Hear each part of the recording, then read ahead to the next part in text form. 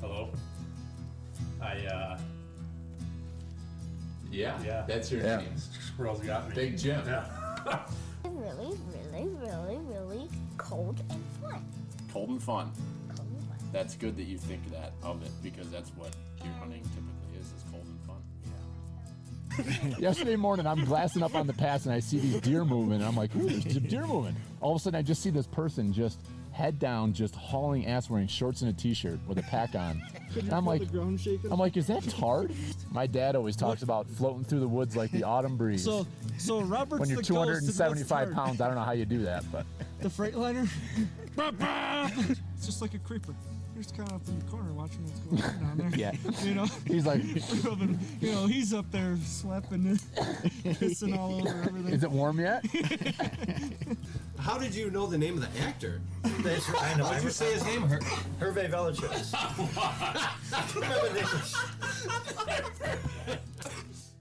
You know what pert near means. If you know what pert near means and you live in America, you're a redneck too.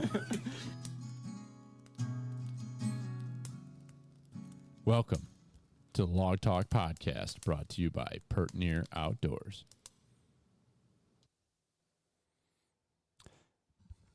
It's that time of year. It's that time of year where we all need to be thinking about, do we have everything we need to hit the woods? Chances are you don't, and if you think you do, you probably could use some more. So how about you go over to thehuntworks.com and check out all the incredible products these guys are carrying. This is a great family, local store. Dan and Steve Dunnigan, a couple hardworking sumbitches. They are now carrying archery equipment, everything from bows to arrows to broadheads, quivers, you name it.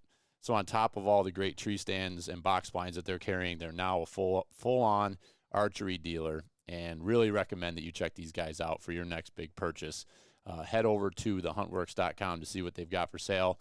Or if you're local in the Rochester area, head on over to their store in East Rochester on Dispatch Drive and check them out. They are on social media, The Huntworks, and also online, like I said. And if you purchase anything online, you can use promo code FEEDIN'Em to get 5% off. And that's FEED, FEEDIN, INUM, 5% off. Feed 'em. And YouTube is good as well. I might pop in with comments here and there. That's fine. We can hear you, I think, on the mic. So, welcome everybody back to Whitetails and Whiskey episode number 9. Number 9. And if you guys tuned in last week, we had a cold front sit alert. And, well, needless to say, we got up on cloud 9 of that sit alert. We did pretty good. Did pretty good. Nate kicked it off. Shot a good buck, Rocky. We got a couple stories tonight to obviously tell with this. Nate tagged Rocky over on one of his pieces. And then I was fortunate enough to tag Hornet. And then Dad was able to tag a buck we call Halfway, who is the official bar buck of the night. Me and Nate got after it the last 2 days and got him cleaned up. Mostly Nate, finishing him up with the peroxide. Ben did all the hard work. I did the finish work. Well, it's easy when you're on a sabbatical for 6.5 months a year. He's back to work. Back to work. Been back to work for 2 months or 2 weeks. Oh, it's about time. Yeah. So anyway, Jake is back. We just didn't have time to arrange the camera. He kind of popped in late. Yep.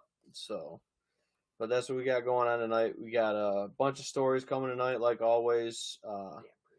Drop in with your comments, questions, everything like that, where you're tuning in from. We'd love to hear from you guys. We love the interactive back and forth chats. Makes us fun and enjoyable for us. But we're doing something that we only break out for when we kill. And that is, first story of the night is the Wild Turkey Rare Breed Private Stock Old Tin Cup Edition. So when my was girlfriend at the time, now wife, Hannah was working down in Kentucky, working for AmeriCorps. I went down to visit her, and we went and toured the Wild Turkey Distillery. So, and that was a Sunday afternoon. They were open super short hours. I was turning around and leaving, I think, like Monday afternoon. I was going to drive back home, get back to work on Tuesday. And we're in there, and I bought this bottle. And I was like, it'd be really cool because they did private, stock labels or whatever you wanted to write on the label. They custom print them for you. You buy your bottle, and then they slap a label on it. So, long story short, I buy this. I buy the table runner that's in here, on the bar, a couple other things like that, just being, all touristy while we're down there. And then we're sitting there and having, they had like a little food court area. So we're having a little sandwich or whatever it was, taking a couple more pictures inside the distillery. And one of the workers comes over and says, that's Jimmy Russell right there. Master Distiller Jimmy Russell. He came in with his wife after work to have a little glass out of a couple batches and do a little taste testing. So I walked over, and this bottle is actually signed before Jimmy passed, I think 2 years ago. Was signed by him when I was down there. So this is the only tin cup stock, and it is signed by Jimmy. That is a real marker. Is that it? Yeah, that's the Jimmy Russell signature on there with a gold Sharpie. That's beautiful. He's got This is the bottle. He's got nice handwriting. I wish I could write like that. So Jimmy Russell signed this bottle. R.I.P. Jimmy. But that's what we're drinking tonight, and this only gets, like I said, busted out when we kill. So I think we warranted it. Nate got his biggest bow buck. I got my biggest bow buck. I don't know if he's gonna quite go my biggest, but he's close. He's gonna be close to both. I mean, he's definitely got outlaw beat. But so we're gonna sip these. We're gonna put them in little schnooters to sip. Jake wants a shot of Bird Dog while we sip on our private stock. Nate, bartender of the night. I haven't killed yet, but there's hope. There is. There's a lot of season left. I know a couple people I know have killed the last couple days too, even with these warmer temperatures we've had. So. And I'm on vacation. And Jake's on his first leg of his rutcation right now. So. You got a shot glass? No. Yeah, the clean ones are right there. Oh, fancy. So here's to friends, family, and everybody tuning in. Hopefully, Jake's gonna shoot it. We're gonna sip because this baby's special. Hopefully, everyone has a successful season. Yeah, good luck to everybody. Be safe, shoot straight. That is a lot smoother than regular wild turkey. Yeah. That's not bad. And I do like those. This one comes out, so each barrel proof batch is different. The one we did the other night on the whitetails and whiskey, that one was like a 117. This one's a 112, and I think that's about the perfect, if you can get that barrel proof on that, like 112, 113 range, 110. Comes out really, really good. I've had a few rare breeds in the past, and I've had a couple bottles that'll bite you good, and a couple that were nice to just really sip. Yeah, this one's good, but it definitely tastes a lot different than the other bottle of rare breed up there that we had on the whitetails and whiskey already. So, but yeah, so trying something new. I put a couple questions up on the Facebook thing. I don't even know if they're showing up, coming up, whatever. A couple things where people are tuning in from, because I've had people reach out that are in different states that have tuned into the podcast. I mean, Derek tunes in, and then we've had a couple guys I know down in Ohio, North Carolina that have tuned in too and checked it out. So we want to know where you guys are tuning in from. Most of New York, I'm assuming, but stuff, cool things like that. And like I said, always the chat's open for questions and comments. But yeah, do we want to start rolling right into the stories tonight, or what do you think?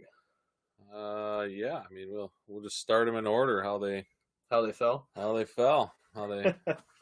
they went feet up. Yeah. I guess that leaves me to start. Yeah, you killed first. So we got kind of everybody around tonight. Yeah, we got stuff, but this here is is Rocky. It's pretty heavy 6-point. If I had to guess, I would say he was 4.5, because he did dress at 210 pounds, and he's got, what did you measure the bases? 4 7/8? Yeah, 4 and 5, and then 4 and 7. Yep, almost 5-inch bases. And he carries his mass up through, as you can clearly see. But I do have a 2-year history with this buck, and I just started hunting the piece. It was a piece that my father-in-law and my wife actually hunted that I didn't really spend a whole lot of time on.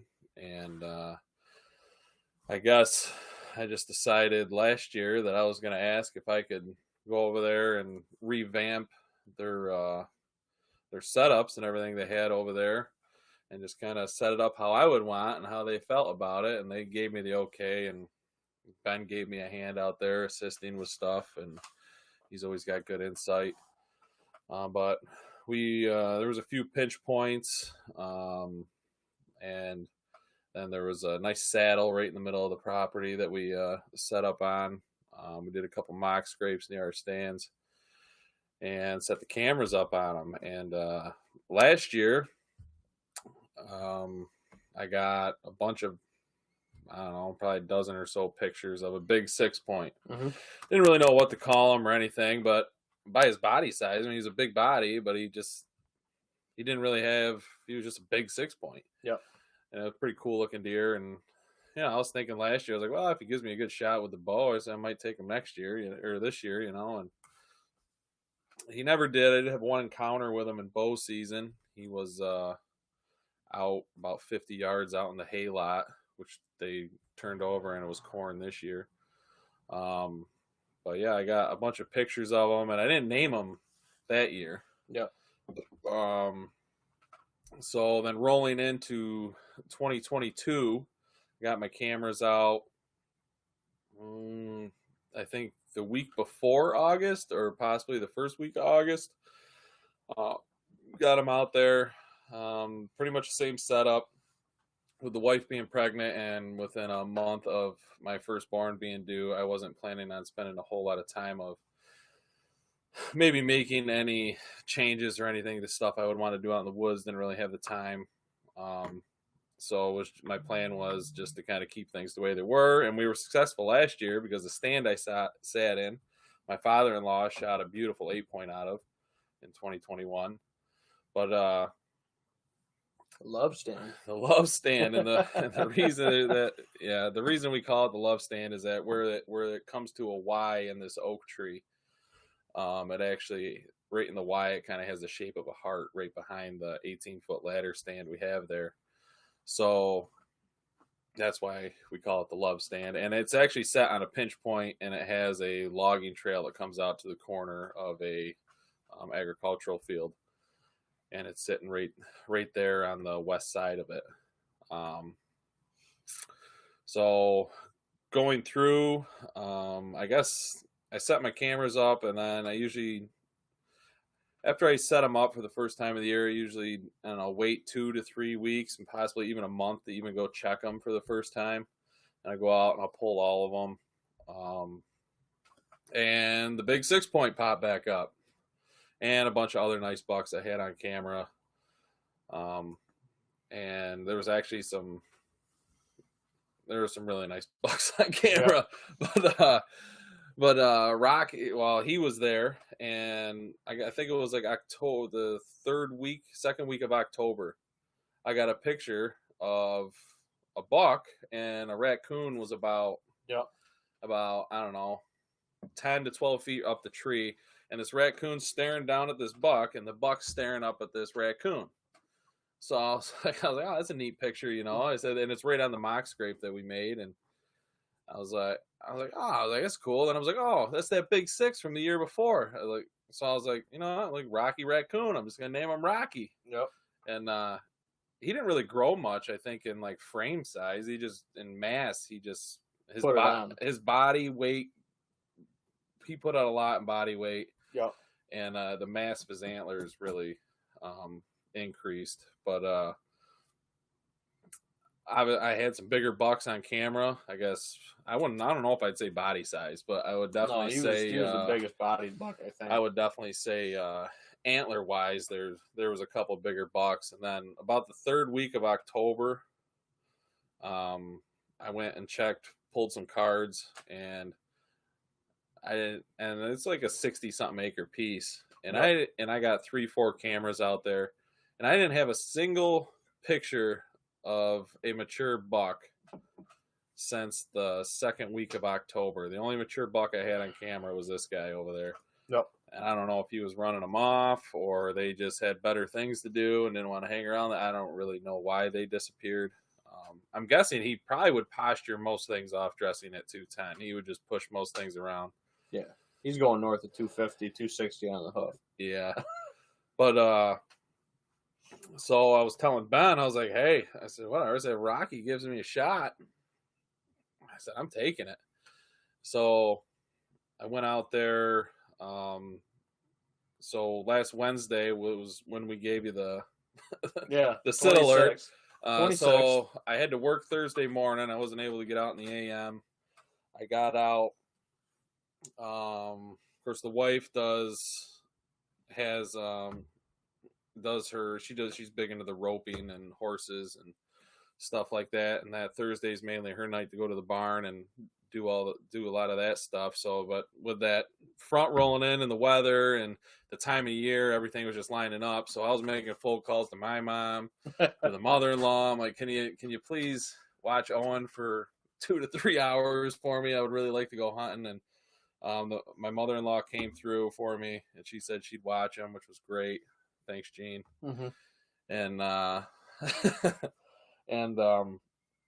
I got out in the stand about, I don't know, 420, 425. I sat down. Honestly, I felt like it was a little warmer than I expected it to be. Mm-hmm. Had kind of a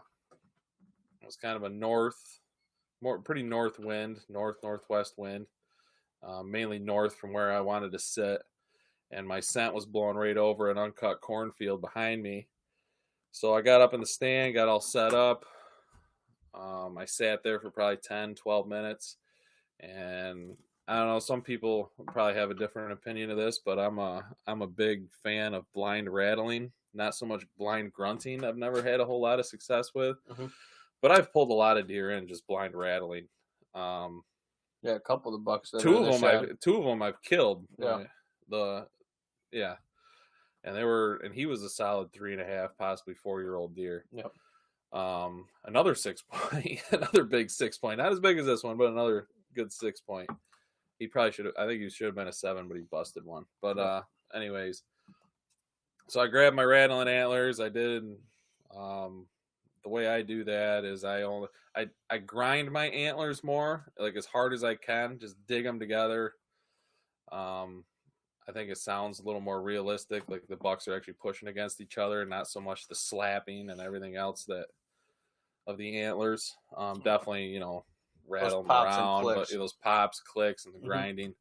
I do that for about 15 to 20 seconds, for I guess most sequences, and I did that. Sat down, was kind of hanging out. I was just kind of scrolling through Facebook or whatever I was doing. And I see a little movement out of the corner of my eye about 15 minutes later, and I see a deer, a big body deer, and he was over there, and I kind of had to move a little bit for the leaves that were in front of me, got away, and I look, and I can see he has a decent rack on it. It was a buck. Mm-hmm. And he come right into the scrape, all postured up, his ears back. He goes right into the scrape, starts digging at it, kind of looking around, starts licking the licking branches. I'm like, all right, I mean, that's a pretty good buck. I didn't really know what buck it was. I didn't pull any binoculars out because he was like 70 yards away. And the way that's set up, it's kind of like a Y. He's either going to come right to me or he's going to go straight, and I'm not going to get a shot. And he took my direction, mm-hmm. and he started walking my way. And I was like, man, that's a big deer. And I still couldn't really tell. I mean, I guess when I'm in the moment, I could tell by the rack and the body he's a mature deer. And I guess at some point in there, I just decided, like, all right, I'm gonna try and kill this deer. And I just mainly focused on his body language and focused on if he was picking up on me being around there or anything like that. I was just really self-conscious of what I was doing and focusing on his body language. And he come just kind of walking in with his ears back, looking around, and then he stopped and he's looking out because there's about, the farmer left, there's probably about a 10-yard swath around the cornfield that was unplanted. Yeah, and he was looking out in that corner. Then he just at 20 yards, he was kind of facing right at me with his brisket pointing right at me. And he turned and his head went behind a tree he was next to, and I pulled up, I drew back. Well, he turned to his left and his head went behind the tree, and I pulled up, I drew back. I ranged the tree prior to any of this even happening or even before me rattling, so I had a good estimate of how far away he was, so I knew what pin, if he was within this range, what pin to use. Yep. Drew back, settled my pin on him, let her go. Double lunged him. I don't even know if I could get any better shot than what I did. Not to brag, but patting myself on the back for that one. That's why you win summer leagues. Well, yeah, I guess that's why we shoot every week. Yep. Once a week. Absolutely. Throughout the year. But I saw the arrow go through him. I knew it was a great shot. He didn't even know he was hit. He didn't even know what just happened. He bounded up the hill. The way he was facing about 20 yards, he stood on top of the hill for, I don't know. For me, it probably felt like a minute or two, but it was probably only like 30 seconds, 20 seconds. He was up there looking around, flickering his tail. And then he just didn't even act like he was hit, really. And then he just kind of decided he was going to walk off to the east away from me. And he made it about 20, 30 yards. And he went feet up. Yep. And I watched him tip over. And so, all right, excuse me if I get a little emotional with this one, because every time I say it, I get a little emotional. But I didn't know who first to call. I was like, there's Ben, there's my wife, there's my uncle, who's a big part of me and hunting, my grandfather. I was running through all that in my head while I was watching him pass or whatever out there. It didn't take long. But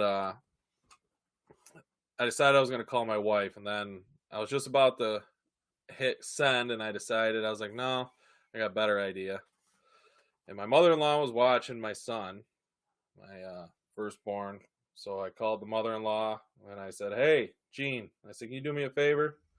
She goes, yeah, sure, what's up? I said, can you put your phone on speaker and set it next to Owen? And she did, and I told him his dad just shot a big buck. So the first call of many. Yep, hopefully. So that was a story of Rocky and me. Great buck. I don't know if you guys want to know what I shoot or whatever, but I think you heard me always bragging about Spitfires. But I use Spitfire broadheads, 340 FMJs, Auburn Orange Edition this year, and my bow is a Hoyt Axius. Yep. And I did everything lined up, but all that's nor here or there. It's all about practice, shot placement, and putting your time in. And you put your time in, and you hunt smart. And I think majority of the time it pays off. And these were the results for me. Yeah. So, beautiful buck, my best bow buck to date, score wise, and that my biggest body deer. Yep. I've ever killed. My first buck I shot with my son being born, being a part of my life. So holds a lot of emotional value, and I hope you guys enjoyed the story. And as Rocky buck, as Rocky, and even on the video, guys. I mean, it doesn't do justice to the size and the frame. I mean, he's holding him a good 3 foot away from the camera. We're sitting back probably 6 foot from the camera. The mass is unbelievable. I mean, tines, he's got good 8-inch tines, 4 or 5 inch brows, just everything you could want in a 6, dude. A big mature. And Ben taped banger 6. Ben taped them, and Ben's an official scorer for Northeast Big Buck. And Green in the shed with a rough tape. You scored him at 115. Yep. As a 6. As a 6 point. That's pretty impressive. So. Yep. Yeah. So that's the story of Rocky. Thanks for listening, and I guess we'll pass it on to Friday evening. We go from Thursday. So Wednesday, Whitetails and whiskey. Wednesday was the sit alert. Thursday, Rocky hits the dirt. Yep. Friday, I get a call as I'm dropping Rocky off to Mike Perez at the taxidermist. And we'll let Ben take it from there. Yeah. So we had a couple questions come in, and actually we'll grab those real quick. Joe G over on the YouTube, we'll hit those first. Said congrats on the Bucks, guys. Thanks, Joe. Thank you, Joe. And then Plap's tuning in. Literally Plap. Said, hey boys, kicking it in bow season. I'm thinking Rocky trained well and took on the territory. Yeah, like a little Rocky Balboa. Yeah, little Rocky Balboa, Rocky. I think he was. He was a tough dude. I think. Yeah. But what are you knocking the mink over? I put him in his new spot. And... I know. I knocked him over. I'm setting him over here. No, you're good. It's not about the mink tonight. So yeah, I do got a question just before we go on to your story, Bob. Sure. So, Nate, you mentioned we actually talked about this last time I was on. We talked about we don't use cell cams. We talked about our thoughts on them, but you did bring up how you tend to wait about a month to go in. 2 weeks earliest. 2 weeks earliest, maybe up to a month prior to season. So then when it comes time for that in-season data, do you then think you could see the value in cell cameras as we do come closer to the season? Yeah, especially for sure. At this time of year. I mean, the faster you can get the data, the faster you can react to it. Yeah. So I mean that buck walking daylight on your camera 2 days ago, and you go pull the camera this afternoon isn't helping you any. Right. So if that buck's walking daylight on your property 2 days ago, and you get it within 5 minutes on your phone, he's there. You know where he was. Now you just got to figure out how to get in there and hopefully cross his path. I mean, cell cams are definitely beneficial in many ways, in my opinion. So have you pulled your cameras since you killed Rocky? Pulled the cards? I haven't even been out there. The father-in-law's been out there. He's hoping one of them bigger guys are going to slot back in. Yeah.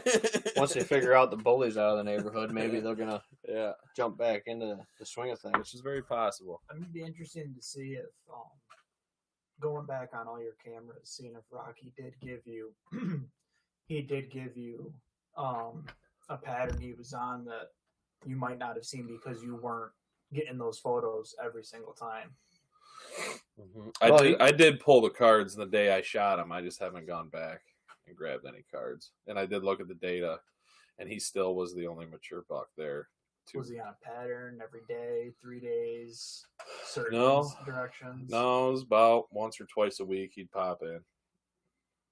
Yeah, and again, like we say too, the camera's only getting this snapshot. Right. This 90-degree snapshot within 20 to 30 feet of your camera. Yeah, there's another 270 degrees going on around it. Yeah, and then another X number of acres. Doesn't even get a whole acre's worth of survey unless you got a narrow pinch or something like that. Mm-hmm. But because most of them only have 80 to some, or 60 to some have like 100-foot trigger range. And yeah, well, you're going to be able to pick anything up past 20, 30 feet. It's tough. Right. So we got going on here. We got Joseph from Albany. Yeah, Joe's tuning in from Albany. Got Bo Hunt was our top commenter. Bo Hunt. Yeah, thanks for tuning back in. He's tuning in from Central New York. And then had a question come in from CJ, who he worked with us in the grounds department when he was a student there at FLCC. So I know CJ well. He said, tonight is the first sit I've seen grunting and chasing. Do you think this heat will delay rut activity?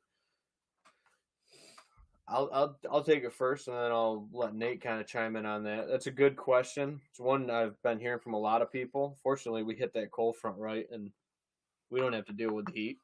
Mm-hmm. Wish I was out there dealing with the heat. To be honest, dude, it's that the hunter's paradox is what I called it the other day. I know. You want to tag, but you can't. I've been talking to buddies. I'm like, I got a couple little side pieces that I don't put a lot of time in. We can go out there. I'll like film or. I was telling my wife, I was like, you haven't bow hunted a lot in 2 years. I'm like, I still want to go out. Maybe we can get you to tag a nice one. I got some nice ones on camera, and either way. So me and my wife went out on Sunday because she wants to be with me because she's trying to decide if she wants to get in the hunter or not. Mm-hmm. So she went out with me Sunday, and we we had a couple does come in. She told me not to shoot one because she thought I was going to shoot the mom of the fawn.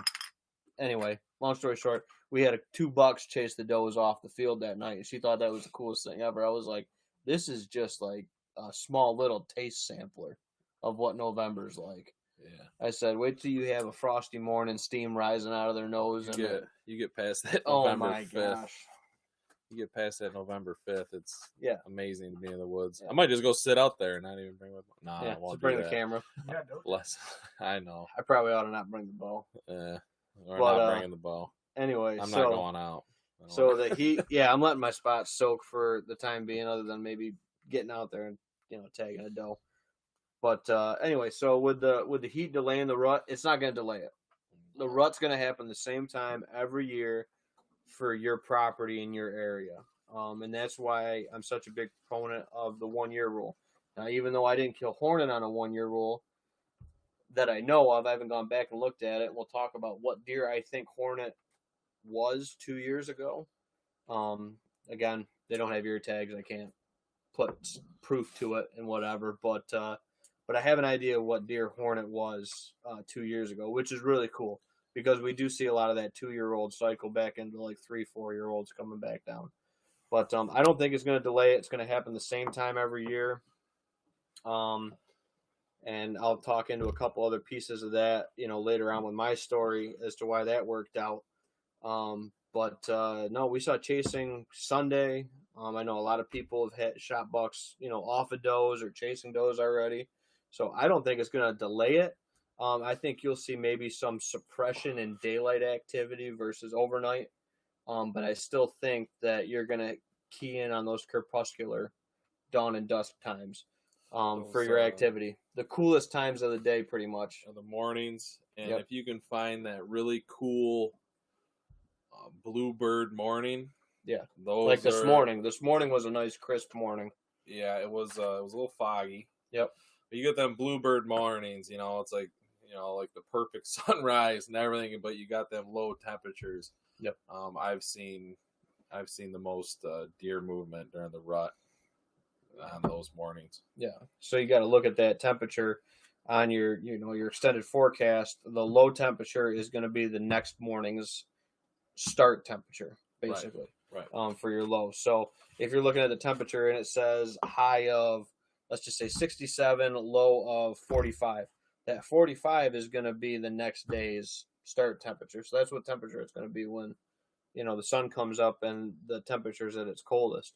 So to capitalize on that, and if you're looking at the whole, game plan of things, I still would be hunting my mornings right now. I still would be hunting if you can get into your good rut stands that we talk about waiting out for. Just because the conditions aren't 100%, what they could be if you had a front. We don't have a front coming for 7 days. If you got a spot that's going to be good first couple days of November, they're still going to be out there and on their feet. I had 3 people. I mean, speaking of that, I had 3 people on my Facebook today hit bucks on the way into work this morning. Yeah, the bucks are still cruising. Yeah, and Jake's over here saying he came close. So thank God for that light bar. You're not gonna delay rut activity, by any means. But I think you'll suppress it during daylight hours. But they're still gonna do it, and they're gonna do it the same day every year in those locations. Historically, it I got the data to prove it.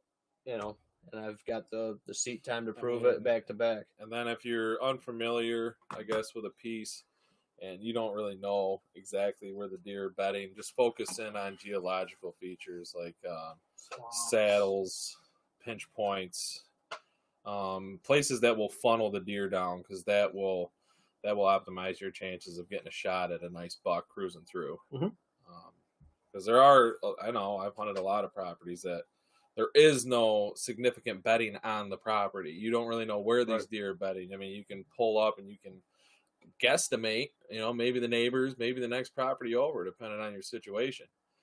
But just look for those geological features. If you're looking on a hillside and you look on your topo and you see like a wide gap on a hillside, that's usually the sign of a bench shelf. And those deer do not want to walk on an angle. They're going to want to go to that bench shelf, and they're going to walk that So it might be a spot to set up or something like that. Yep. But no, I think Ben hit it right on with the. I don't think it might suppress a little daylight activity, but the rut's going on. I would just hang tight and put your time in. Yep. And set the right stance Hunt with the smart. right conditions. You guys still got to hunt smart. Hunt smart. You know, they might be not quite as, you know, Don't throw all the way caution there. to the wind. Just, you know, Not yet. Yeah. Still hunt like, you know, those deer aren't stupid, you know.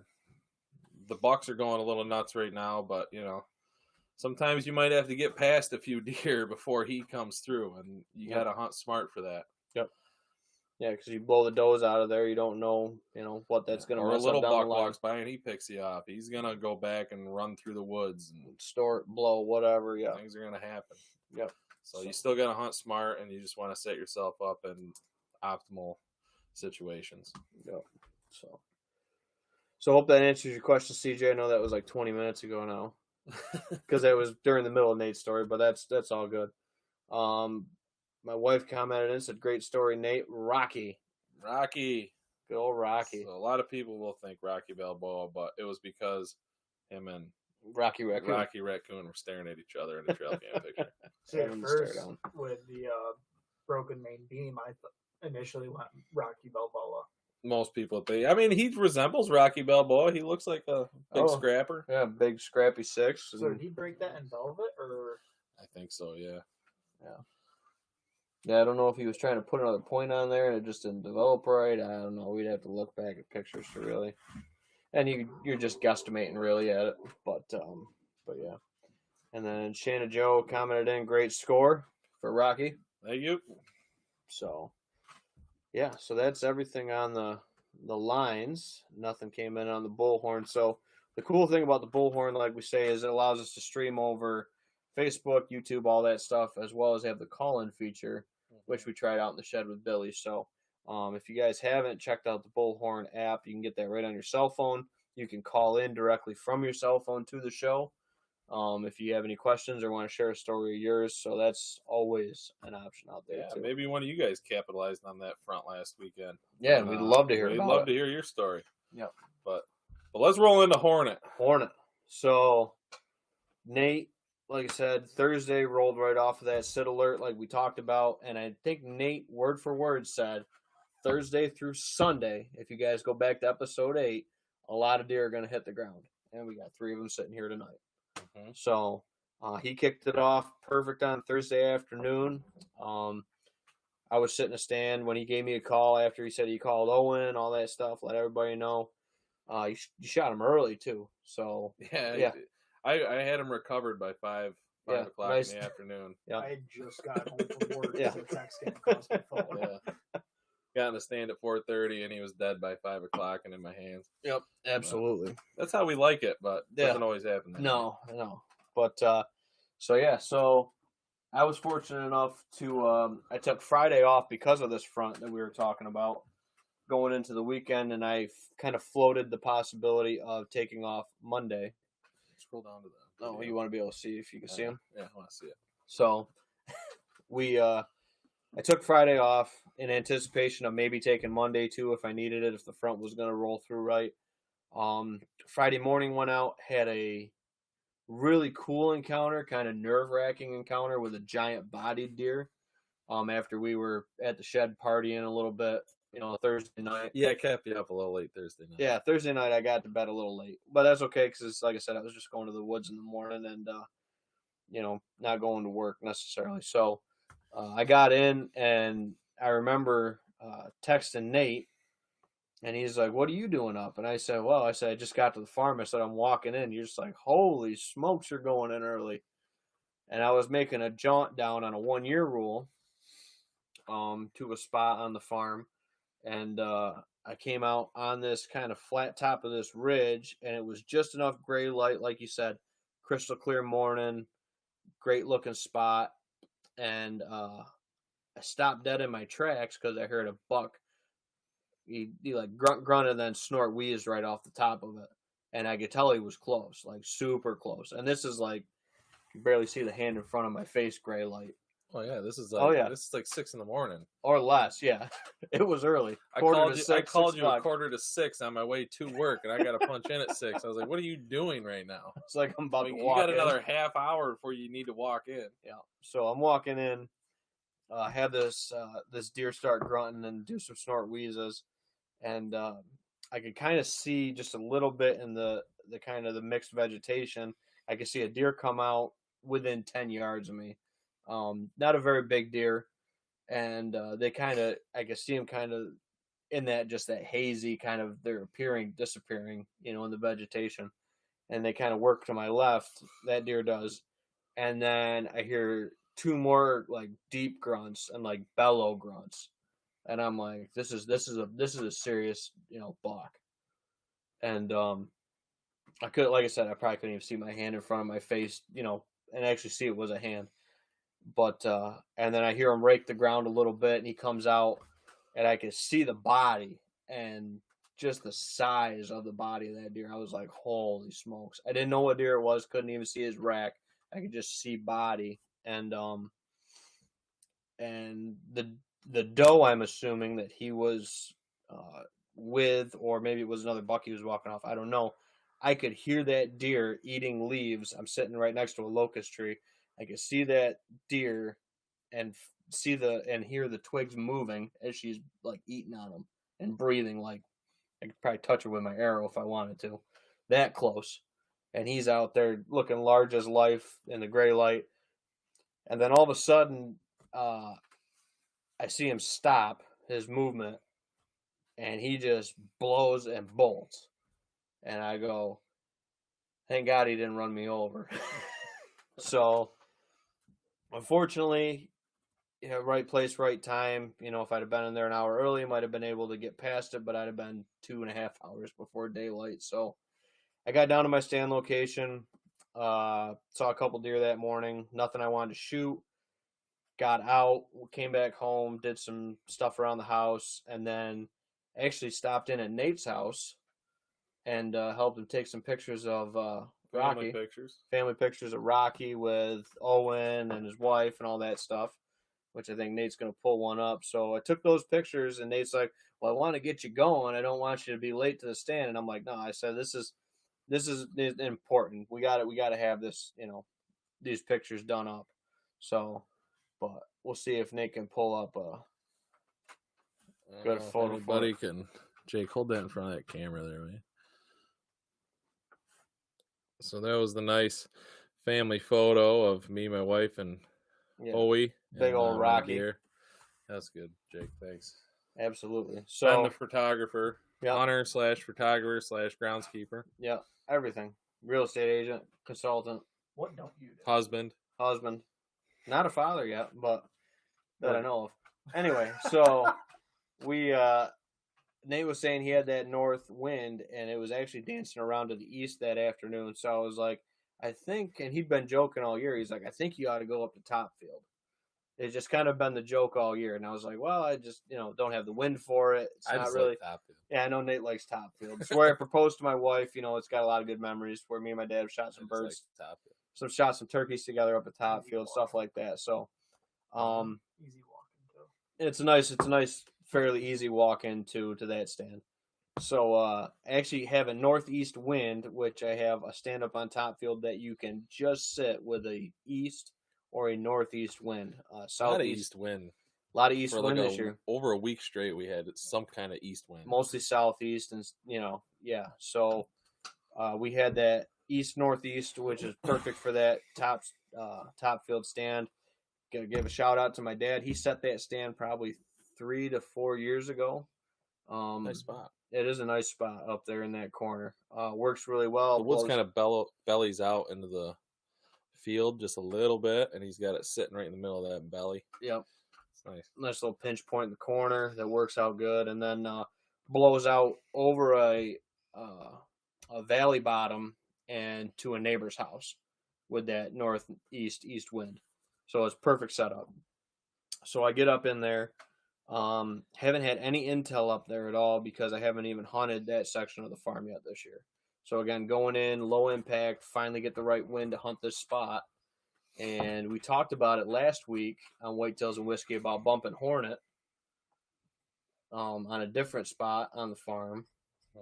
And I'm out there, had a couple does come in. I literally just got in the stand, went to sit down, and kind of pinched myself sitting down in my harness. So I stood back up, and I adjusted my harness so it doesn't pinch me again. I look over, and I literally just got on the stand. I got there, I don't know, it was early, still probably 3 o'clock. Yeah, you got out there pretty early. Yeah, 3 o'clock, and I got a couple does coming into the field. So they come in the field, 2 does and a fawn. Almost shot the one doe that didn't have the fawn because she was enormous. And I wanted to test out these new broadheads, but I elected to kind of let her slip through. She came in at like 22 yards.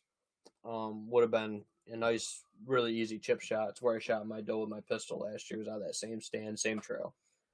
So I'm in there, and about 10 minutes later, I can kind of see some deer in the woods, off the field. And here comes a little buck in, a little 3-pointer. He comes in and comes into the field. Same thing. Let him go in front of me. He comes in front of me. Monkeys around for a while. Snapchat video. My sixth buck I had come in this year that I decided to pass.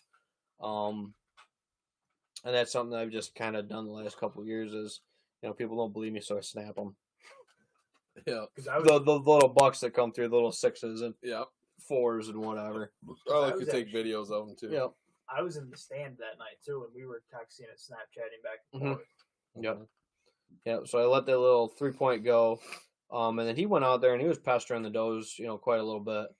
And then there was a 6-pointer out there for a little while, and he was actually,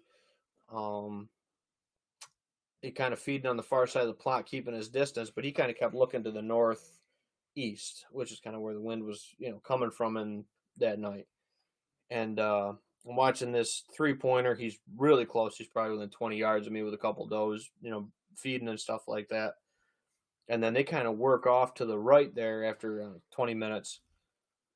And all of a sudden, I kind of look back to my left, and all I see is frame and tines. And I see that before I even see a body. And I'm like, oh, that's a good buck. And probably out there 60, 65 yards from me. Just probably came onto the plot. And I put the binoculars up and I look, and I'm like, oh, that's hornet. Once I saw the frame, I knew what buck it was, and I was like, I said, all right. So I said, if he comes in here and gives me a shot, I said, we'll see if he gives me one. Because, I mean, a lot of people say that, planting a food plot's like putting a pile of bait out there. It's completely different. You still got to have, your right angle for archery. You have to have them within a reasonable range. The list goes on and on. It's not anywhere close to a pile of, corn or something like that sitting out there by any means. They can feed wherever they want over that field. And the story will kind of, bring that all together for you for an example. So I see him out there, and he doesn't even care about these does. He's looking at them, he's just eating, and he's literally just going back and forth eating.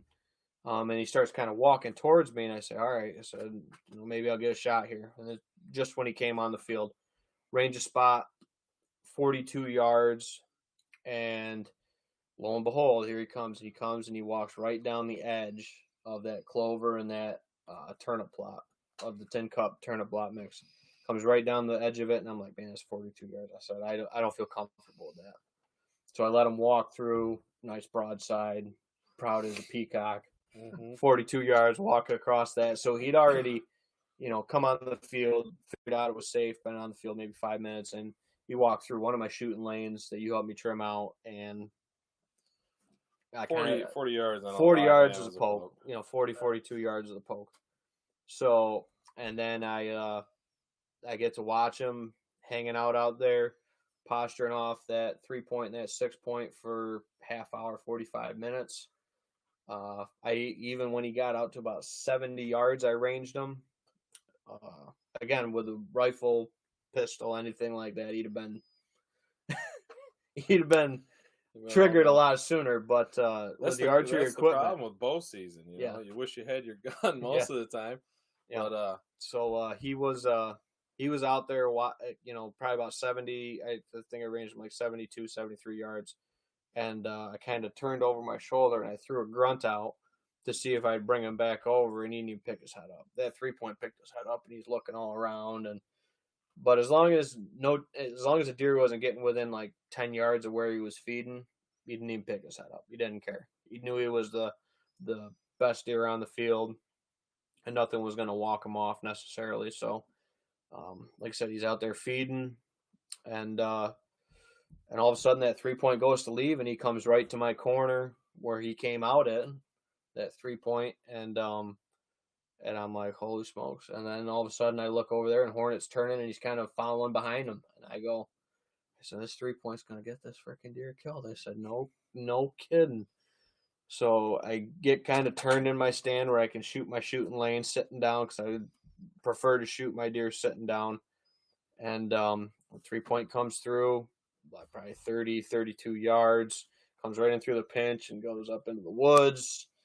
And I see Hornet out there like 45, and he's just hanging up out there, but he looks like he wants to come into that corner. And I'm like, all right, here we go. I'm like, this is going to be it. And he starts coming toward me, and there's a clump of ash trees there with a bunch of bittersweet vines in them. And he's behind that, and I can see him. And I'm like, as soon as he comes in this corner, I ranged it already. If he's within that pinch point in the corner of the field where they go up in the woods there, I said it's 36 yards to the far side of it. I said he's going to be within range, which is why that stand's set up there.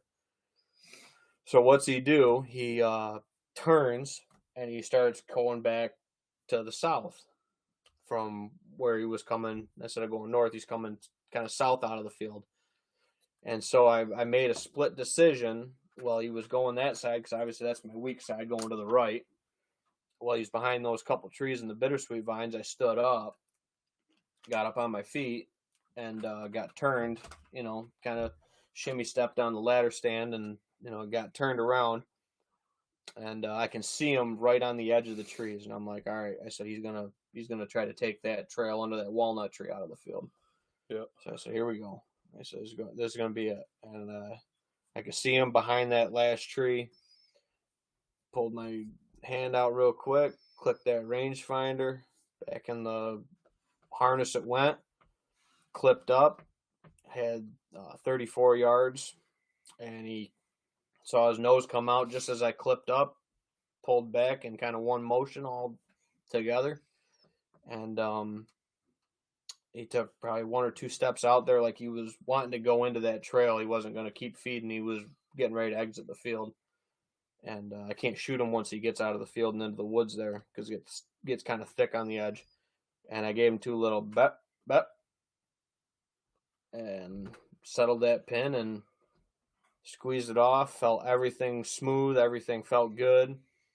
I watched that lighted knock hit him. He didn't drop an inch. Watched that knock hit maybe a little bit back, but he was quartering away, leaving the field. And I watched that knock go right in. Could still see that blue nocturnal knock hanging out the back. And he turned and wheeled, and I could see he only had about 4 to 6 inches of arrow sticking out. And I was like, oh, I stuck him. I was like, I said I hit him good. And he turned and wheeled, ran out the northeast corner, which is I'm pretty sure where he came out that night. And as soon as he broke out of the field, I heard a couple little crashes, and then I just heard a smack, really loud, like sound like baseball bat off a tree, and dead quiet. And about 20, 30 seconds later, I heard a couple does blowing, or deer blowing. And I'm like, I think he's dead right there. I was like, I think he piled up right there. Come on, Louie. Yeah, come on, where you at? Come on, Louie. We gotta go. So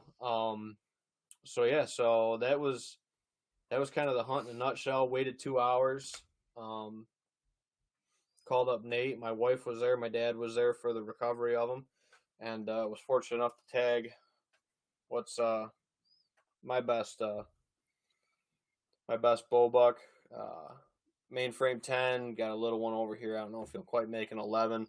And then he had a really cool sticker here that came up, probably just about to the top of the other one. But really good buck. Definitely one that was on the list for us from the beginning of the year. We'd had some pictures of velvet of him, and then getting on him. And this is actually the deer on the Whitetails and Whiskey podcast we talked about that I bumped when we were talking about not worried about bumping deer. I bumped him off of one end of the property and put him right into another end of the property, and you killed him a week later. And ended up killing him a week later on the same property. Probably only a few hundred yards really from where I bumped him as the crow flies. So didn't push him out of the neighborhood or anything like that. But good cover, good stand location, waiting for the right conditions for it, and I couldn't be more pleased with it. He only went about 120 yards, and that whack is when he piled right up into a big frickin' sumac tree. So, and actually the second buck that's died underneath that walnut tree where he died, Bud, the normal bar buck, died under that same tree a couple years ago, shot out of a different stand, just happened to be. So that was cool. He died under the same walnut tree, literally. Probably within 5-10 yards of each other. Yeah, it's cool. You got a family property that you can have years of history with. Yeah, that's a very fortunate thing. Yeah, that everybody, a lot of people wish they had. Yeah, so that's something that your family definitely. Because your dad was into it just like you were, and that's what he wanted, and he eventually got it and saved his whole life for it. Yeah, and you guys put a lot of work and effort into it, and these are the results. Yep. So there's Hornet, and he's the 2022 Whitetails and Whiskey buck, and I'm actually thinking about doing him on a pedestal mount on a whiskey barrel for the podcast and everything like that. Shout out Mike Perez. Shout out to Mike Perez at Perez Wildlife Artistry. Going to be doing the work for that. So we still got to figure out what form we're going to put him on, how we're going to mount him to the barrel, all that stuff. But I'm thinking he's going to be the bourbon barrel buck kind of mount, so to speak, for it. So, Jake. I had a question for you. So, how do you feel about that head, that broadhead? I know you asked me one night at League. You asked me about the head, the assailant, and I told you, I was like, you know what I said? I like him a lot. I'll bring him to you. I think I came over the next day with a couple that I had for you to try out and see how you liked. And I know you were skeptical because you had gone back to shooting fixed heads, and then you went to the hybrid. So yeah, so I don't know. I probably killed 20 deer probably with my bow now, give or take, with those and bucks. And in my history of shooting deer with my bow, I know that high lung hits, which is where I hit him. Actually, if he'd probably jumped the string and ducked, I probably would have whiffed him. It was a little high. I probably held a little high. You got both lungs high. I hit both lungs high, both in the rib cage with both shots of it. You're talking 35 yards. Yeah, starting to slow down a bit. Yeah, so I knew I wasn't going to get that good of blood necessarily. When we got out there, it was spotty going across the field, but he tore going out that field. Yeah, I mean, I was a little skeptical looking at the blood trail at first. I was like, I could tell you were getting a little frustrated, and I wasn't going to say nothing. I was like, I ain't even going to feel the fire. Yep. Because I think he's thinking what I'm thinking. Yep. I'm like, I don't even need to say anything. Yep. Then we found your arrow, and it was covered. And I was like, he's dead. Yeah, we found that arrow. We found the arrow probably 40, 45 yards after the shot. Yeah, I think you had yellow fletchings, and the yellow fletchings were red. Yeah, so you couldn't even see the yellow. And it had tons of air bubbles in it. There was bubbles all through it. It was like all little pinhole bubbles. I was like, he smoked. I'm like, I don't know, for some reason he's just not gushing blood out. Yeah. So as soon as we found the arrow, we were walking the trail the rest of the way. So it's you look at a deer's body. Yeah. I mean, they kind of go like this. Yeah. So if you hit them high lung, you're still at the top of the hourglass, I guess you could say. So they're mainly just bleeding down inside them. Yeah. At that it was all jello inside. I mean, it's just, you're going to get some blood coming out, but I mean, majority of the carnage, I mean, it's almost like a taper. I mean, the blood's just going to run down inside them. Yep. So when you get those high lung hits, I mean, it might be spotty, but yeah. So with that buck, so I knew with the high lung hit, I wasn't gonna get that great of blood with the arrow. So I understand that 100%.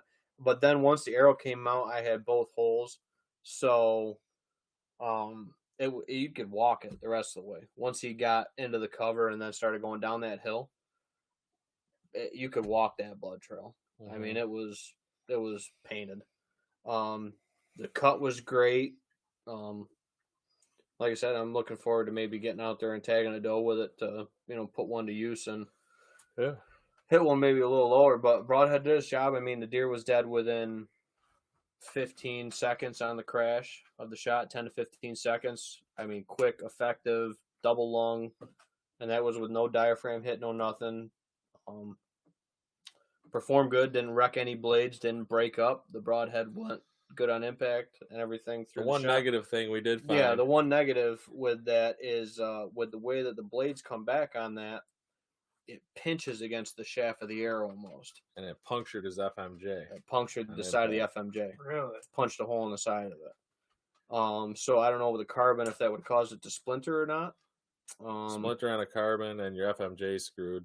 Yeah. And then, I mean, yeah. I mean, even if you got a pass through, I think it would damage your arrow somehow. Yeah, again, I don't know. And once again, like I said, I sunk it most of the way through them enough to get out both sides, not a pass through. So the arrow obviously gets bent. If you don't get a full pass through, you're gonna have a bent shaft with an FMJ. It happens. Yeah. If it's in that body and stuff's moving around, it ain't gonna stay together and hold up. So, but I think the Broadhead performed very well.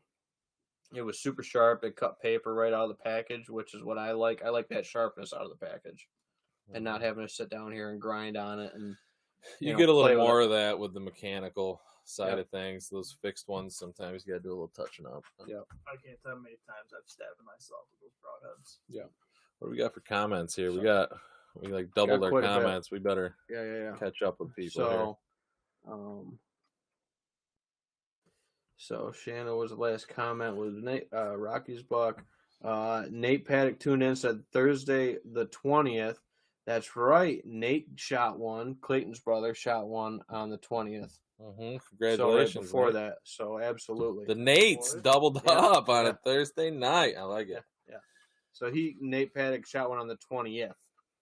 Oh, the 20th. 20th. Oh, all right. Yeah. So a week from that day. Yeah. Sorry. Absolutely. But then my wife said, congratulations, Ben. Sorry I didn't know it was a big deer. Now he gets a spot of honor. She did call it ugly when she found it. I don't know. Well, so the really cool thing about him is he's got a ton of fibromas around his eye, which Mike hasn't seen, as many fibromas as he had around his eye, which is a bodily wart the deer get. So we're going to try to keep those as well in the mount because I think that's cool to have.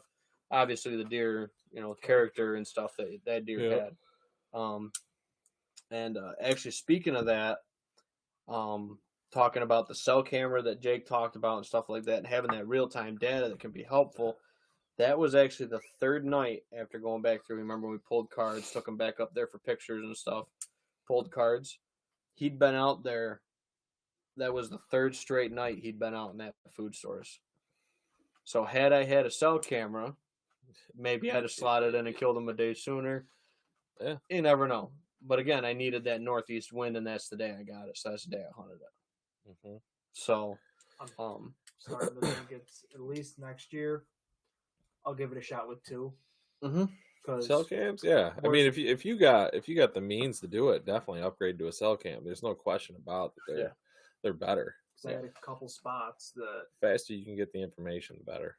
Spots I don't like going into, just because of access. Yeah, I have cameras I still haven't pulled yet this year. Literally, because I haven't been back into those spots. You good? So, no, I'm gonna need one, especially after all that talking. Well, you got more talking. I know. I got to talk. I ain't talking about your dad's buck. Yeah, I know. Well, I'll talk a little bit about it. But Jake's got to go hit the little boys' room. But, we got a few more comments here. So Mike King tuned in, said beautiful buck. Thanks, Mike. Appreciate it. Shanna said, best Buds Buck Club. Way to go, guys. Great stories and awesome memories. Yeah, I'm glad we were, Nate was there for recovery on that. That's something that I want to get better at is, having, a friend or two there for the hanging out. And I like being able to hang them in the shed overnight, have a couple people come over and have a beer or two. And that was kind of the whole reason behind me setting up my 12 by 24 shed the way I did. I mean, it's obviously functional to work on things and do what I got to do and store things, but it's called the deer shed for a reason, because when my buddies shoot a good deer, I mean, that's why I got the kegerator in there. That's why I got the TV. I got music in there. Yep. It's got the heat if you need the heat. Yeah, we got heat. I mean, I wanted to set it up so people just bring their deer over and the deer will be safe overnight. And we can have some fun and celebrate it. Yep. And that was the whole point behind it, really. Yep. So, yeah, and we've had the last couple episodes from the deer shed. From the deer shed. But we figured we'd come back to the bar tonight and do a wrap up because we had to get into the rare breed because we killed. Mm-hmm. So, Mike King also says, these bucks are starting to go nuts. The does I've seen around these bucks want no part of the craziness yet. New bucks showing up daily at all of our spots, especially in the last week or so. Definitely going to get a lot of those lopers coming around. Stranger danger, that's what I call them. Stranger danger bucks, absolutely. But yeah, that's what it's all about. Like I said, we're kind of bummed we're missing out on it. We'll see if we get out there and we got some big support from Mike. Mike, thanks, man. This is what we're all about. Yeah, appreciate it. Yeah, we like killing deer and drinking beer. So, and I'm more of the whiskey guy. Nate just kind of jumped on with, I invited him out to have a good, yin and yang with it. Yeah, I like everything. I'm more of a rum and coke guy, I guess, when it comes to the liquor. But yeah, hell yeah, Mike. I agree with you 100%. Yeah, and this is just real life. What we're seeing. What we get asked, what our takes on it is, and. It might not be what fits you, but it's, what we found success in. What works for us, what doesn't, and we're hoping we can help some people, and we're honestly hoping to get some help from other people that give us some insight. Well, we've had some good ideas and stuff tune in and everything. Oh, yeah, for sure. So, and then Mike Perez comments in, great show, guys, and great stories. He's probably out fleshing deer right now. Mike, you working on my deer yet? Yeah.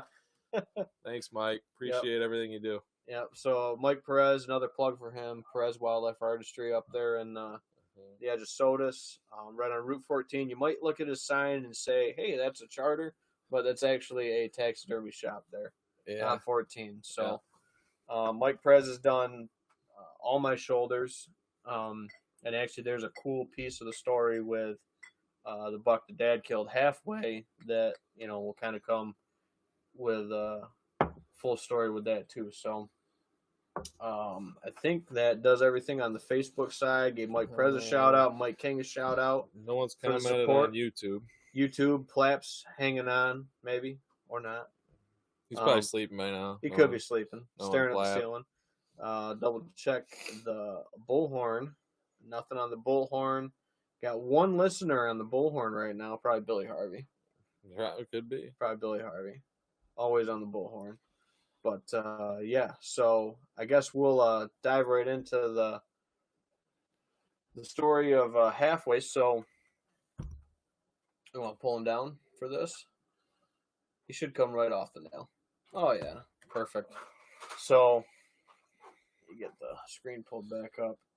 So, this is a buck we were calling Halfway this year. And he's absolute stud. We had a couple pictures of him early on in Velvet. Knew that he was going to be pretty heavy. Had an injury to this pedicle the year before where he broke this side off.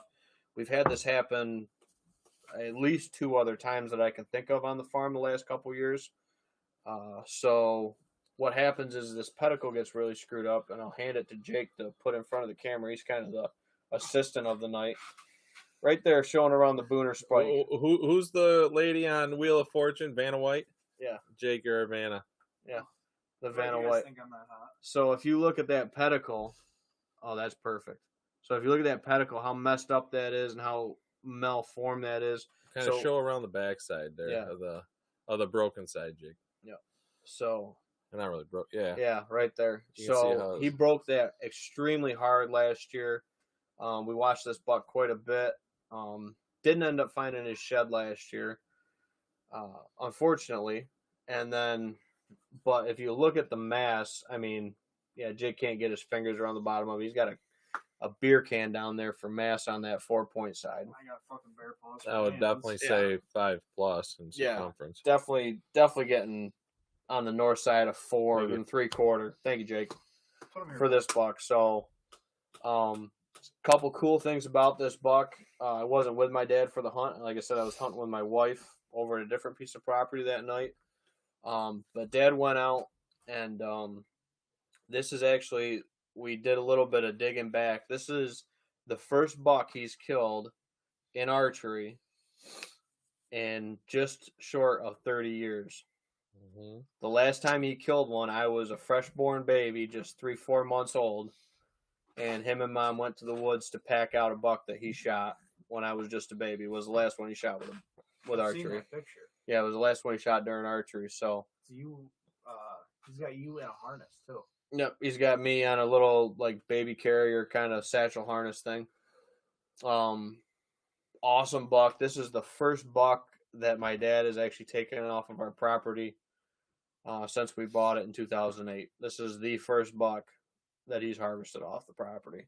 So He's killed some does. he's killed a pile of does. Oh, he's stacked He's up. always filling the freezer. But like you said, he's picky. So he wanted something that was cool with character, and I mean this deer. I mean, you can see, like I said, you got that base. Yeah. What did he dress out at? He dressed out what, 180? Dressed out 181. 181. Dressed out 181 with missing a full half a side for weight. So So I'm thinking if this actually this podcast really kicks off, which it seems like it's doing well. yep, I'm thinking next year we should do a competition with like a buck club. maybe a buck club. We can do some shout outs, and then if people send us pictures or something, Yeah, absolutely. and then maybe do I don't know, heaviest doe or something. But you got to use a certain scale. Yep. I've seen guys do it before. Yeah. I've seen it because I watched them. Bow hunter die guys. on Bow hunter YouTube. die. They use them HME scales. That's what I got, Right. and that's where I got the idea to buy the HME scale. Yep. And Yeah. We scaled all these 3 bucks with the same scale: 210, 210, 181, yours and is then 167. 70, yeah, 167. 167. Yep. So mine was actually the lightest one of the batch. Hoping to add one to that But- here shortly. But yeah, so no, he was a brute, and like I said, we weren't much into the hunt long at all when Dad called me and said he shot this buck. I mean, we were pretty early on in it, and actually that same night, talking on the 1-year rule, Dad's buddy went out there, was also hunting that night at our property, and missed one of our target bucks that we'd been after too. He missed Larry. So Larry's got a little bit of 9 lives going on. It just Yeah, happens to be a Larry thing. Larry seems to be popping up in everybody's Yeah, sight. so Larry was the morning that I shot Hornet. My neighbor hit Larry, tracked him all over, couldn't find him. So then the next night from that, 2 nights from that, sorry, because that would have been Saturday and then Sunday. So Sunday night, my dad's buddy missed Larry, took a picture of him before he shot at him, whiffed him. Can't kill him. Just can't kill the deer. He's been hit already Poor cat. once. Got cat-like reflexes, 9 lives. So Larry got hit, but he had a doe pinned down, and like I said, that would have been where I'd been hunting on a 1-year rule on Halloween. I'd have been in that stand or in that spot, and that's why Dad's buddy Joe was down there. And it sounded like his rangefinder, he might have been picking up something that he didn't Picking up notice. some grass or something there. and he ranged a little under what he was. He shot under him. Yeah, he So, shot way under him. Yeah. Yep. But, So, it and happened. that's a good point too, to make sure your gear's right, make sure your knocks are, new knocks or knocks that have fresh batteries in them. Rangefinder's got fresh batteries. So I've had arrows that I shot through leagues all winter, all summer, and We do have a tendency to those shoot those each other's knocks. arrows. Yep. Well, that you get some arrow slap. Those knocks will get loose. I just you guys know that I tinker with everything all the time. Wow. I'm always trying new arrows set up. So Oh yeah, you're always messing with new stuff. whether it's something new with my bow, equipment, arrows. So I actually keep about a dozen extra knocks just for as much as we shoot. Because when we shoot leagues, we're hitting what? We're each getting an arrow hit every other target, Right. give or take. Mhm. So And then I think Ben might have touched on it a little bit. But for those of you that might be wondering, if any of you are wondering, I'm not really sure how this deer is already in skull form from from Sunday. We wanted to get him Ben and Brian donated the Cape to Mike Perez for a donor buck, which is kind of another little cool story behind that. Yep. That Ben can get into when I finish up. Yeah. But so it was pretty gruesome looking, and we were trying to figure out how we were gonna present this deer. Yeah, because the hide was all obviously, gone, and then it the was hide was all all muscle gone. It was and just everything flesh else. and eyeballs. It was pretty gross. So shout out for Jesse again on my part. Ben's done this before. I'm not sure where he learned it, but Jesse is the one that taught me how to boil down a deer, and within 24 hours you can have them on your wall. Yep. And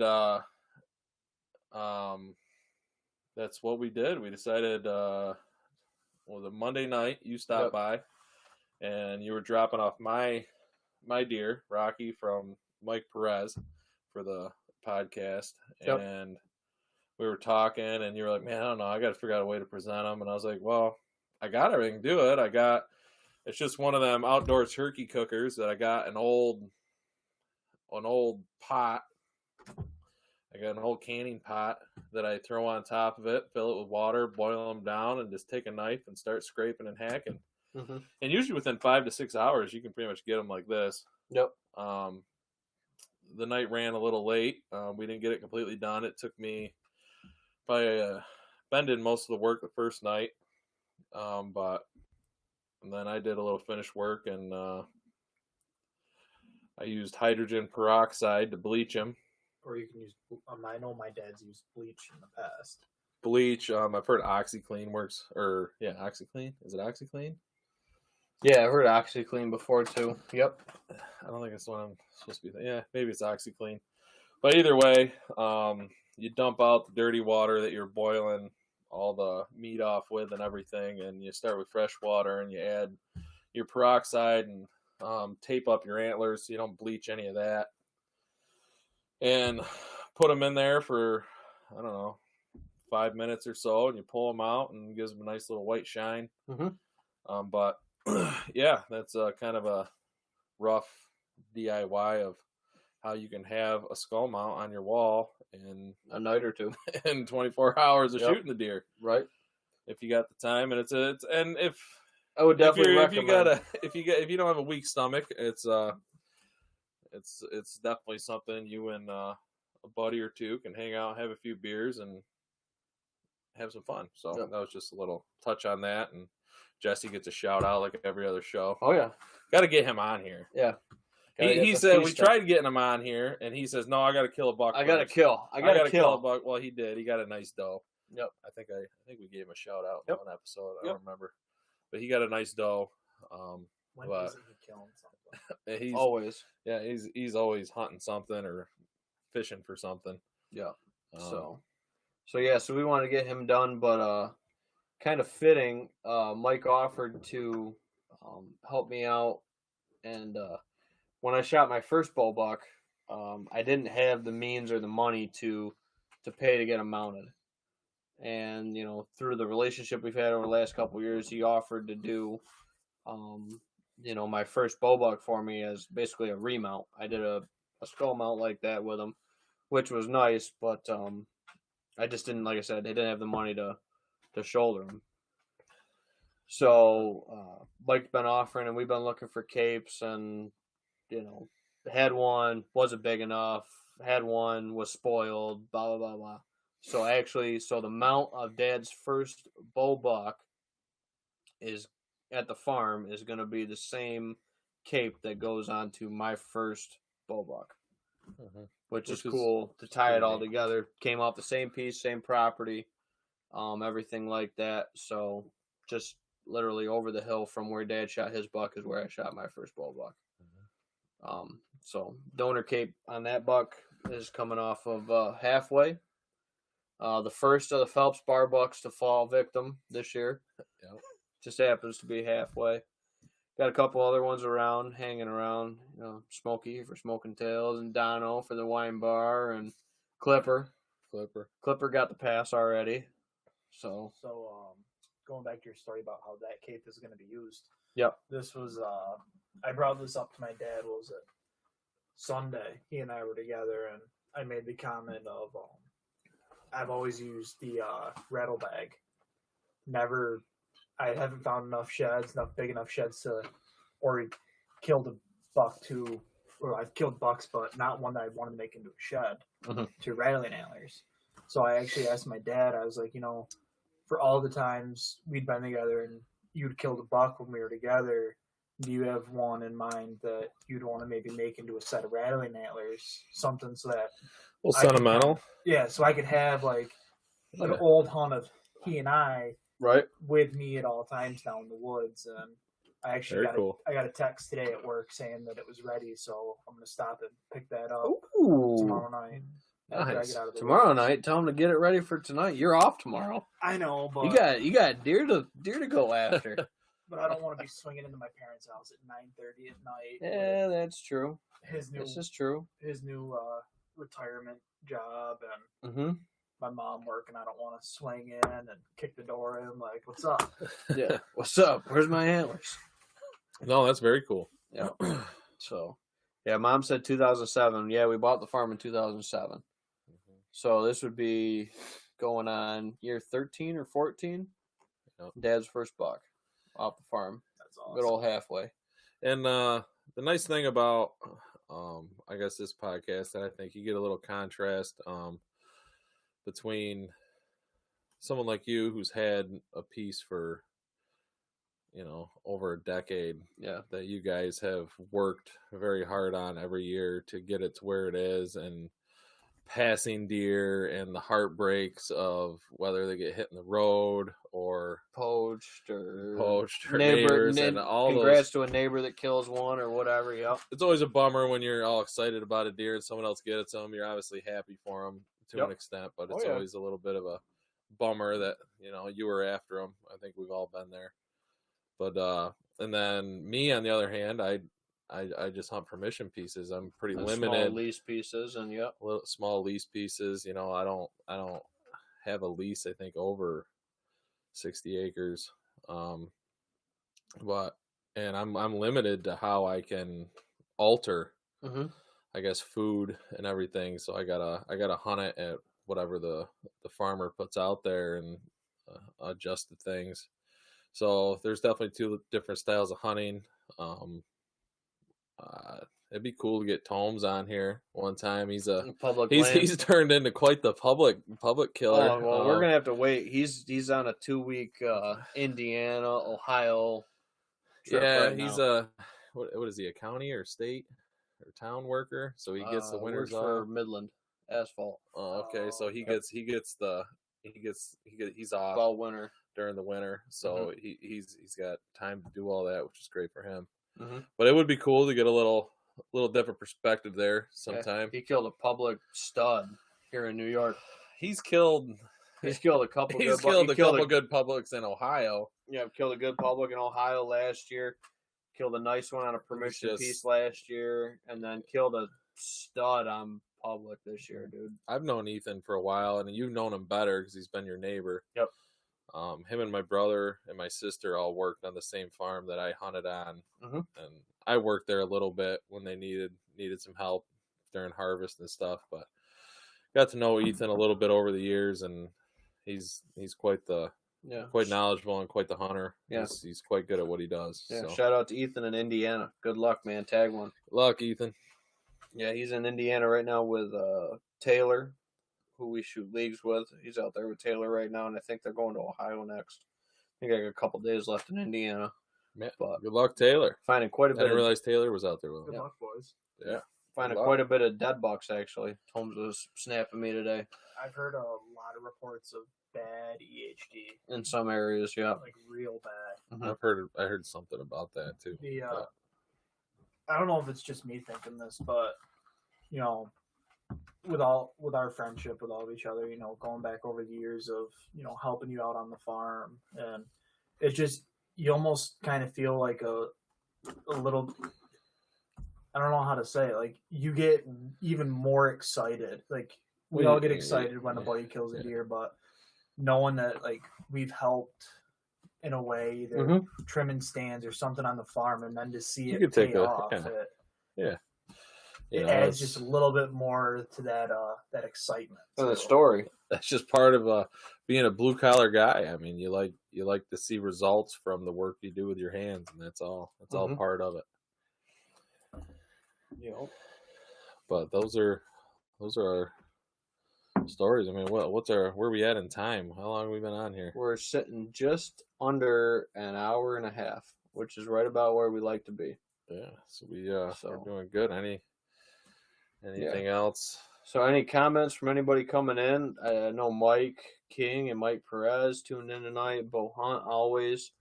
I think Bo's just probably been listening to the stories tonight rather than asking all the questions.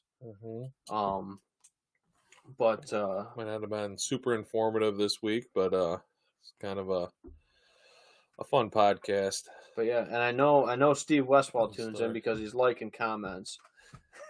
Steve, I know he's not commenting in, but he's there. Steve's my buddy. He's a neighbor. What a great guy. Steve's my guy. What a guy. What a guy. Their family's great. Best neighbors you could ask for. Yep. That's actually who where I killed my bow buck last year was on a little lease I have from them guys. And they're very generous, caring, that treat me and my family like their family. So it's good people. Great people. Good people. Always. Well, I think if we got nothing going on the live chat, I think we do a show around all the bucks and an apple for the road. What's that, a bird dog? Oh, yeah. You want to do a bird dog apple for the road? Bird dog apple for the road tradition. Yeah. Jake holds up halfway. You hold up Rocky. I hold up Hornet. And we do a sign-out shot. And cheers, everybody. Cheers, luck. everybody. Good luck. And the rest of their season.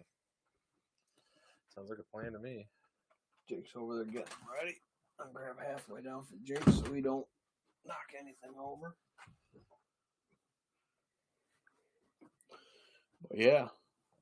No, and like always, guys, I want to thank everyone for tuning into this and helping make this podcast what it is. I know. I think I actually saw we had 15 viewers at one point. That was, of course, not on all of the apps, but yeah, on the Facebook side of stuff, yeah. And then the last, we had quite a few people. And a quick shout out, we were just short of, I think it was like 550 or 600, almost between 550 and 600 total views on the last episode. Last episode alone. So, and that's just on the YouTube channel. So, I know it's been picking up some traction, and hoping it goes forward. So we'll have work next day when I can't make it. Yeah, we'll have Jake hold in. Well, hopefully we got Jake's buck next week. Yeah, he can stop tell in his story. And he can stop in. Yeah, I'm just gonna come around and join you guys. Yeah, go for it. Over Absolutely. Over here, Rocky, old Rocky buck, Hornet buck. Maybe will you hand me that shot, please? I got it right here. It's in between. Oh, what a guy. Oh, tell Jake we need to see his Grizzly Adams face next time. Flap, your wish is coming true as Jake comes behind the bar for this. Don't worry, Plap. I got you. Keith also says, nice job, guys. Keith from Keith Gosh. was on our episode last week. Different Keith. Different Keith. Different Keith. Oh, okay. Squirrel I- Keith? Aggressy. I can't pronounce his last name. I know I'm butchering it. Okay. He works with another real estate company here in New York, specializing in okay. land. So Keith, thanks for tuning Yeah. in. So- Sorry, I mistaked you. So we got Rocky in order. We got Hornet, and then we got Halfway. Then my dad tagged. First buck in almost 30 years for him. First buck off of our family property that he bought in 2007. So with that, guys, I will propose a toast with a traditional bird dog apple after the private stock tonight. Good luck to everybody this year. Be safe. Shoot straight. Thanks for tuning in to Whitetails and Whiskey, guys. Good luck.